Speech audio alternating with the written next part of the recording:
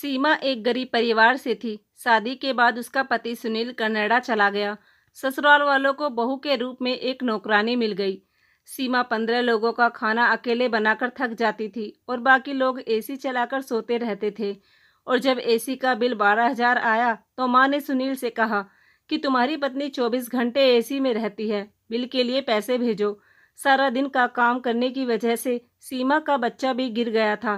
तो माँ ने बेटे से कहा कि तुम्हारी पत्नी जानबूझकर अबॉर्शन करवा कर आई है। इतना सुनना था कि सुनील का दिमाग घूम गया और वह अगले दिन बिना बताए घर आ गया तो सामने का दृश्य देखकर उसके होश उड़ गए। दरअसल सुनील की शादी को अभी कुछ महीने ही हुए थे। कमरे में लाल जोड़ा पहने वह आसमान से उतरी हुई कोई अप्सरा सी लग रही थी। घूंघट अपने चेहरे पर गिराए शर्माई सी वह बैठी सुनील का इंतजार कर रही थी। रात के 2 बज चुके थे और थकान से उसका बुरा हाल था। कमर जैसे अकड़ कर सख्त हो रही थी। तभी हल्की सी आवाज के साथ कमरे का दरवाजा खुला और सुनील अंदर आया। नई नवेली दुल्हन ब्याह कर लाने की खुशी सुनील के अंदाज से झलक रही थी। वह उसके पास आकर बैठा और नमस्ते किया। सीमा ने धीमे से उसके नमस्ते का जवाब दिया। हजारों अंदेशे उसके दिल में आ रहे थे और वह बहुत गरीब परिवार की लड़की थी, मगर सुनील एक अमीर परिवार से संबंध रखता था। न जाने कैसे सुनील की माँ को सीमा भा गई। शायद इसकी वजह सीमा की सुंदरता और उसका सलीका था कि सुनील की माँ ने पहली ही नज़र में सीमा को अपने बेटे के लिए पसंद कर लिया। चट मंगनी पट ब्याह वाला काम हुआ और आज सीमा सुनील की दुल्हन बनी उसके सामने बैठी थी। सुनील मुस्कुराते हुए उसके हाथ में मुंह दिखाई की अंगूठी पहना रहा था। सीमा को यकीन नहीं आ रहा था कि किस्मत ऐसे भी पलट सकती है। वो जो कभी आर्टिफिशियल ज्वेलरी भी खरीदने की हैसियत ना रखती थी, आज उसके हाथों में हीरे की कीमती अंगूठी पहनाई जा रही थी। वह बस सुनील को देख कर रह गई। तभी वह एकदम चौंक गई। सुनील कह रहा था, देखो सीमा, तुम मेरी माँ की पसंद हो, मगर मैं जानता हूँ कि तुम जल्द ही अपने अच्छे व्यवहार से मेरे दिल में भी जगह बना लोगी। मैं तुम्हें बहुत प्यार दूंगा और तुम्हारी हर जरूरत का ख्याल रखूंगा, मगर इसके बदले मैं तुम्हें सिर्फ एक बात कहता हूँ कि मेरे घर वालों की जी जान से सेवा करना और मेरी माँ के सामने कभी जुबान मत चलाना, उनका आदर करना। उन्होंने मुझे बहुत मुश्किलों से पाला है। सीमा मुस्कुरा दी। भला उसे क्या ऑब्जेक्शन हो सकता था। वह तो वैसे भी इन सब घर वालों को अपना मान चुकी थी। शादी का अगला दिन बहुत अच्छा गुजरा था। सीमा भी किस्मत के पलटने पर बहुत हैरान थी। वो कुछ दिन खुशी के झूले में झूलते हुए गुजरे और सुनील का वापस जॉब पर जाने का समय आ गया। वह कनाडा में काम करता था और शादी की छुट्टी के सिलसिले में इंडिया आया हुआ था। सीमा बहुत उदास थी, मगर उसने दिल पर पत्थर रख लिया। उसने सोचा, सुनील चला जाएगा तो क्या हुआ, आखिर यह सब तो मेरे अपने हैं। सुनील की माँ का व्यवहार सीमा के साथ बहुत अच्छा था। वह बहुत प्यार से बात करती थी, मगर सीमा को एक चीज़ समझ ना आई थी कि जब भी सुनील कभी आसपास में होता तो उसकी सास उसे घूरती हुई नज़रों से घूरती रहती। सीमा को लगा कि उसका वहम है। सुनील सीमा से बहुत सारे वादे करके चला गया और वह अपने उदास दिल के साथ अकेले रह गई। मगर वह नहीं जानती थी कि उसकी ज़िंदगी में कैसी मुसीबत आने वाली है। सुनील की बड़ी बहन गीता का रिश्ता तय हो रहा था। आए दिन उसके ससुराल वाले आए हुए होते। आज सुनील के जाने के बाद वह पहली बार आ रहे थे। सुबह सीमा भी अपने कमरे में सो रही थी जब अचानक जोरदार आवाज़ के साथ दरवाज़ा खुला। उठ जाओ मैडम, कब तक नींद पूरी करनी है? सारा दिन बिस्तर तोड़ते हुए ही गुजारोगी क्या? गीता के ससुराल वाले आ रहे हैं, उठकर उनके लिए कुछ खाने पीने का इंतजाम करो। मेरे बेटे को तो भगा दिया है, अब हम बेचारों को तो किसी तरह रहना है ना। जल्दी से किचन में आओ। सीमा ने हैरानी से उठकर देखा। ये उसकी सास थी। उसे उनके व्यवहार पर बहुत हैरत हुई, मगर उसने कुछ ना कहा। खामोशी से हाथ मुंह धोकर किचन में आ गई। अभी सुबह के 7:30 बजे थे। सास ने उसे सारे घर वालों के लिए नाश्ता बनाने का आदेश दे दिया। वह खामोशी से नाश्ता बनाने लगी। सब घर वाले तो अभी मज़े से सो रहे थे। उसने सबके लिए पराठे बनाए, आलू की सब्जी और चाय बनाई और फिर जाकर देखा तो अभी तक सब के सब सो रहे थे। उसने आगे बढ़कर अपनी ननंद को हिलाया। उठो गीता, उठकर नाश्ता कर लो, मैंने बना दिया है। गीता जो गहरी नींद में थी, उसका हाथ एकदम झटक कर बोली, बना दिया है तो कोई एहसान नहीं किया, कर लेंगे नाश्ता, अब सर मत खाओ और सोने दो। सीमा शर्मिंदगी से होकर रह गई और खामोशी से उनके कमरे से बाहर निकल आई। उसने अपनी सास को ढूंढना चाहा और यह देखकर हैरान रह गई कि सास भी एसी वाले कमरे में सुकून से सो रही थी। वह खामोशी से ड्राइंग रूम में आकर बैठ गई। घर के सारे लोग 11 बजे जागे। सीमा ने खामोशी से सबको नाश्ता सर्व किया। उसकी नन्ही ने हॉट पॉट से पराठे निकाल कर खाने शुरू किए तो मुंह बनाने लगी। मम्मी, यह क्या है? ठंडे हो रहे हैं पराठे, दांतों से चबाए भी नहीं जा रहे। गीता दूसरा पराठा खाते हुए बोली। तभी सीमा के ससुर बोले, मुझे तो ताज़ा रोटी बना कर दो, मुझसे तो यह ठंडे पराठे नहीं खाए जाते और ना ही मैंने कभी खाए हैं। एक एक करके सारे लोग शुरू हो गए। सीमा खामोशी से उठी और सबके लिए दोबारा नाश्ता बनाने लगी। सब डाइनिंग टेबल के आसपास बैठे लगातार चीखो पुकार करते रहे, मगर कोई उठकर उसकी मदद के लिए नहीं आया। घर में सीमा को मिलाकर कुल 15 लोग थे। सुनील की बड़ी बहन शादीशुदा थी। वह अपने 4 बच्चों के साथ मायके में ही रहती थी। उसका पति भी विदेश में काम करता था। सुनील के चाचा चाची, उनके बच्चे और सास ससुर, इतने लोगों का काम सीमा के सर पर आन पड़ा। इनमें से कोई हिलकर मदद करवाने को तैयार ना होता। सीमा को हैरत होती कि उसके आने से पहले आखिर घर का काम कौन करता था। सफाई सुथराई के लिए एक काम वाली आया करती थी, मगर जैसे ही सीमा ने घर के कामों को अपने हाथ में लिया तो सास ने काम वाली की छुट्टी कर दी और वह काम भी सीमा से करवाने लगी। सीमा सुबह सुबह उठती, सफाई करती, नाश्ता बनाती, दोपहर का खाना बनाती, कपड़े धोती, यहाँ तक कि उसका पूरा दिन ही घर के कामकाज में गुजर जाता। गर्मियों के दिन थे। गैस के आगे खड़े होकर वह सबकी पसंद के खाने बनाती। सब एसी वाले कमरे में लेटे बस फरमाइश ही करते रहते। वो पका पका कर बेहाल हो जाती तो सबको जाकर बता देती। सब उसके ऊपर एहसान करते हुए एसी वाले कमरे से बाहर निकलते और डाइनिंग टेबल पर बैठकर खाना खाते। खाने के दौरान भी कई बार सीमा को उठाते। वह सबकी ज़रूरतें पूरी करती। खाने के बाद सब बर्तन वहीं डाइनिंग टेबल पर छोड़कर फिर से एसी वाले कमरे में जा घुसते। कोई मूवी लगा लेता तो कोई आपस में बातें करने लगते और कोई दोबारा से सो जाता। सीमा बेचारी फिर से गंदे बर्तन धोने में लग जाती। इन्हीं दिनों सीमा की तबीयत बहुत खराब रहने लगी। सुबह उठती तो उल्टी से उसका बुरा हाल होता। किचन में काम करने के दौरान कई बार वह उल्टियाँ करती। सास की नज़रों ने भाप लिया कि मामला कुछ और है, मगर उन्होंने सीमा के सामने नाम तक न लिया। एक दिन सीमा की माँ उससे मिलने आई तो सीमा ने उनसे अपनी खराब तबीयत के बारे में बताया। वो चौंक गई और उसे लेकर करीबी लेडी डॉक्टर के पास चली गई। लेडी डॉक्टर ने चेकअप किया तो खुशखबरी सुनाई कि सीमा प्रेग्नेंट है। सीमा तो हैरानी ही रह गई कि इतनी बड़ी खुशी उसकी ज़िंदगी में आ गई और उसे पता ही न चला। वह घर वापस आई। डॉक्टर ने आराम करने और खाने पीने की सलाह दी। डॉक्टर का कहना था कि सीमा को खून की बहुत कमी है। सीमा की मां ने घर जाकर सीमा की सास को बताया कि सीमा प्रेग्नेंट है और डॉक्टर ने इसे आराम करने को कहा है। बेहतर यही है कि आप कोई काम वाली रख ले। सीमा की सास ने बहुत खुशी का दिखावा किया और कहने लगी, हाँ हाँ बहन, यह तो मेरी बेटिया जैसी है। भला मैं इससे इस हालत में क्यों काम करवाऊंगी? मैं आज ही किसी काम वाली का इंतजाम करती हूँ। सीमा की माँ संतुष्ट होकर चली गई। सीमा जैसे ही कमर सीधी करने के लिए बेड पर लेटी तो उसकी सास आ पहुंची। सीमा, कुछ मेहमान आए हैं, उठकर उनके लिए चाय का इंतजाम करो और ज़्यादा लेटने की ज़रूरत नहीं है। इस हालत में कामकाज करना वैसे भी सेहत के लिए अच्छा होता है। मैंने भी भरे पूरे ससुराल में रहते हुए बच्चा पैदा किए हैं। तुम कोई अनोखा बच्चा नहीं पैदा कर रही कि बिस्तर से लगकर लेट जाओ। सीमा हैरत से उनकी तरफ देखती रही, मगर कुछ ना बोली और चुपचाप से मेहमानों के लिए चाय का इंतजाम करने लगी। उसके प्रेग्नेंट होने की खबर से घर वालों को कोई फर्क ना पड़ा। उन्हें तो कामकाज के लिए नौकरानी चाहिए थी, इसलिए वह गरीब परिवार की लड़की ब्याह कर लाए थे। सीमा खराब तबीयत के बाद भी सारा दिन काम करती रहती। आखिरकार उसकी हिम्मत जवाब देने लगी। उस रात जब सुनील का फ़ोन आया तो उसने कोशिश की कि वह उसे बता दे कि घर में ज़्यादा कामकाज की वजह से वह परेशान हो रही है।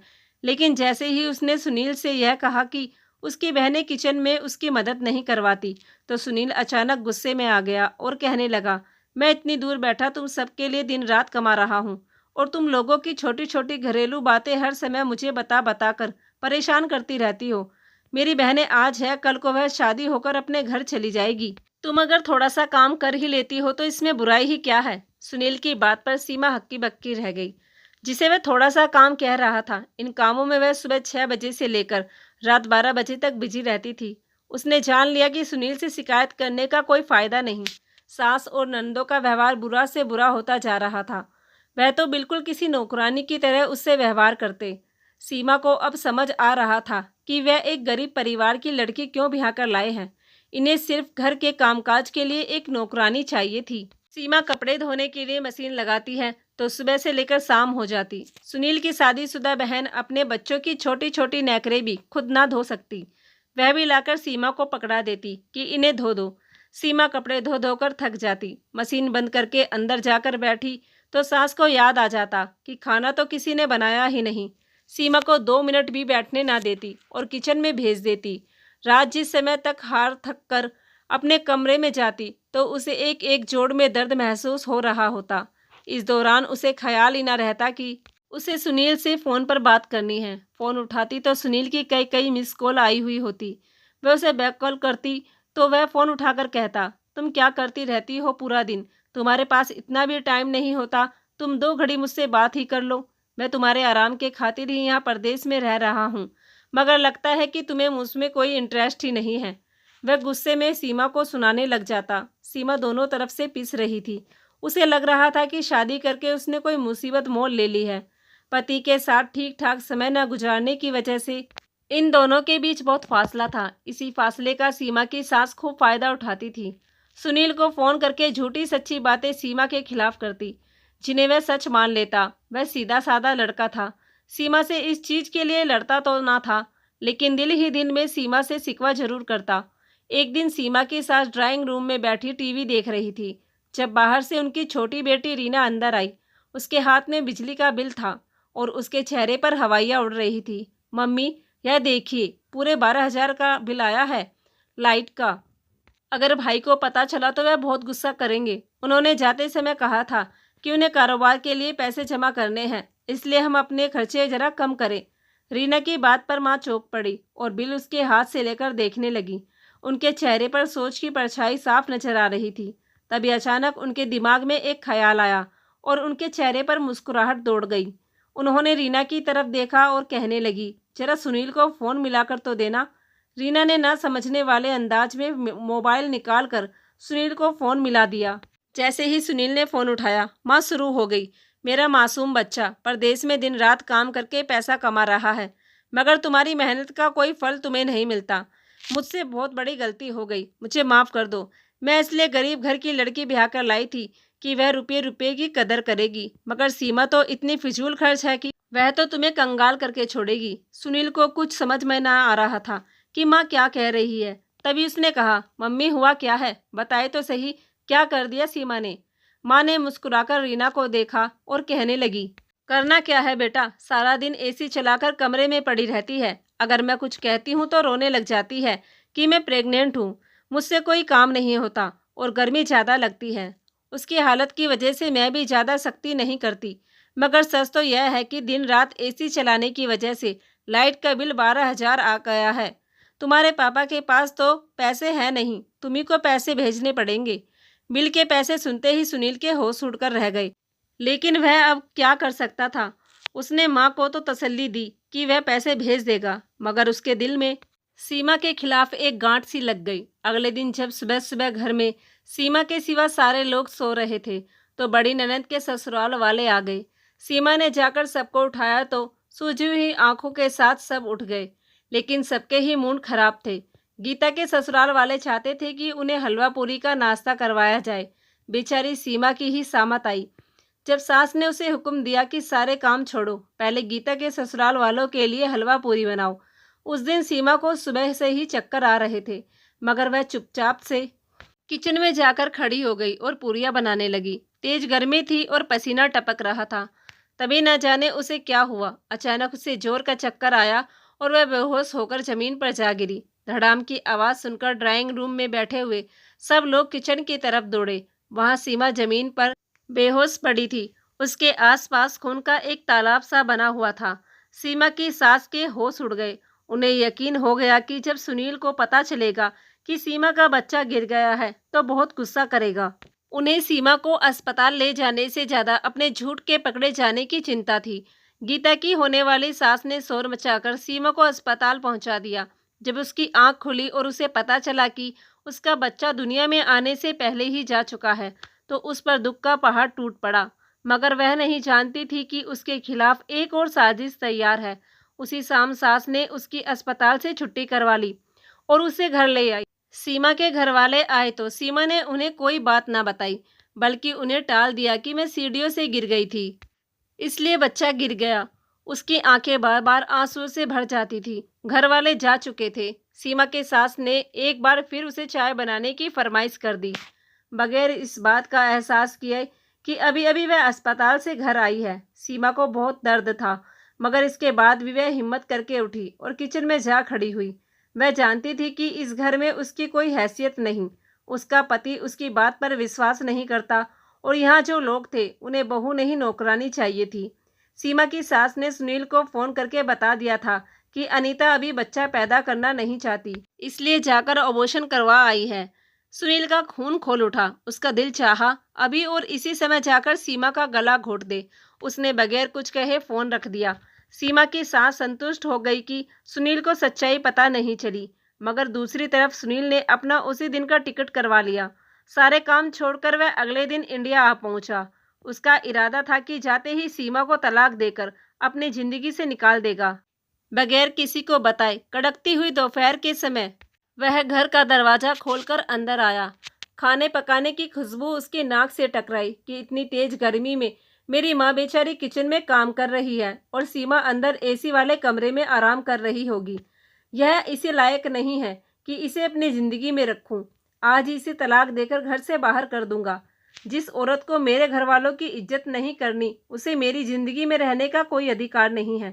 तेज गुस्से में यह सोचता हुआ सुनील जिस समय किचन में दाखिल हुआ था, उसके पैरों तले जमीन खिसक गई। सामने ही सीमा खड़ी खाना पका रही थी, जिसने 2 चूल्हे पर एक एक हांडी चढ़ा रखी थी। उसके कपड़े पसीने से भीगे हुए थे। उसे याद आया कि मम्मी ने उसे बताया था कि कल ही सीमा ने अपना अबॉर्शन करवाया है। अपनी मर्जी से अबॉर्शन के अगले दिन ही वह किचन में खड़ी होकर काम किस तरह कर रही थी। वह बार बार अपनी कमर पर हाथ रखती थी, जैसे उसे बहुत दर्द था। कभी माथे से पसीना साफ करती। उसने एक बड़ी सी परात में बहुत सारा आटा निकाल कर रखा हुआ था। शायद अभी उसे आटा गूंदना था। जरूर फिर रोटी भी बनानी होगी। सुनील को किसी गड़बड़ का एहसास हुआ। वह अक्लमंद लड़का था। बगैर कोई आहट किए वो अंदर चला गया। अंदर पूरे घर में खामोशी थी। इधर उधर नजरें दौड़ाता हुआ वह आगे बढ़ा था। घर के बड़े कमरे में 2 टन का एसी लगा हुआ था। सुनील ने धीरे से कमरे का दरवाजा खोला। अंदर हल्का अंधेरा था। घर के सारे लोग उस बड़े कमरे में सो रहे थे। तभी सीमा की सास को लगा कि सीमा दरवाजा खोलकर अंदर आई है।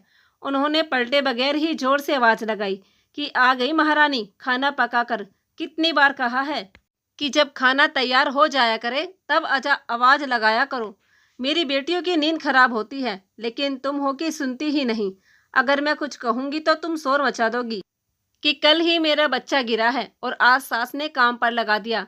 तो मैडम सुन लो कि तुम्हें ब्याह कर ही मैं इसलिए लाई हूँ कि तुमसे घर के काम काज करवाऊँ, वरना मुझे तुम जैसी गरीब लड़की की कोई ज़रूरत नहीं थी। मेरे बेटे के लिए एक से बढ़कर एक ऊंचे परिवार के रिश्ते मौजूद थे।